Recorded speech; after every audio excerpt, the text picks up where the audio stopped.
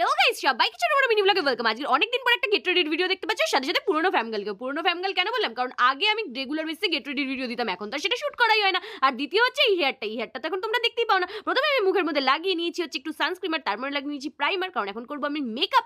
আর এই গেট রেডির video shoot করতে করতে আমার মনে পড়ে গেল আমার পুরনো বাড়ির কথা। যারা আমার ভিডিও অনেক আগে থেকে দেখো তারা জানো আমার পুরনো বাড়িতে আমি অনেক গেট রেডির ভিডিও শুট করতাম, কারণ সেখানে একটা প্রপার সেটআপ ছিল। মানে সেটআপ বলতে একটা জানলা ছিল, সেই জানলার মধ্যে ফোনটা রাখলে পরেই কিন্তু গেট রেডির ভিডিও আমি ভালোভাবে বানাতে পারতাম। কিন্তু এই নতুন বাড়িতে আসার পর থেকে সেরকম একটা সেটআপ তৈরি করা হয়নি। সেটআপ তৈরি করা মানে যখনই গেট রেডির ভিডিওর জন্য আমি বসি কিরকম একটা আনকমফোর্টেবল ফিল হয়, ঠিক কমফোর্ট জোনটা নিজের পাই না, তাই আর শুটও করা হয় না। এটা অনেকদিন আগের ভিডিও, সেটা আশা করি তোমরা দেখেই বুঝে গেছো। বাই দ্য ওয়ে, গেট রেডির ভিডিও কি দেখতে চাও তাহলে কমেন্টসে বলো, তাহলে আরো গেট রেডির ভিডিও আমি শুট করব। আর আজকে আমি পরেছিলাম এই ব্ল্যাক কালারের চিকন কারিটা, যেটা কিন্তু না মিশো থেকে। আমাকে কেমন লাগছে তোমরাই কমেন্টসে বলো। আজকের মিনি ব্লগটা এই অবধি, দেখা হচ্ছে কাল রাত 9টায়। আর হ্যাঁ, জুয়েলারি গুলো না হচ্ছে সোনাঝুরি হাট থেকে। চলো দেখা যাক আমার ফাইনাল লুক।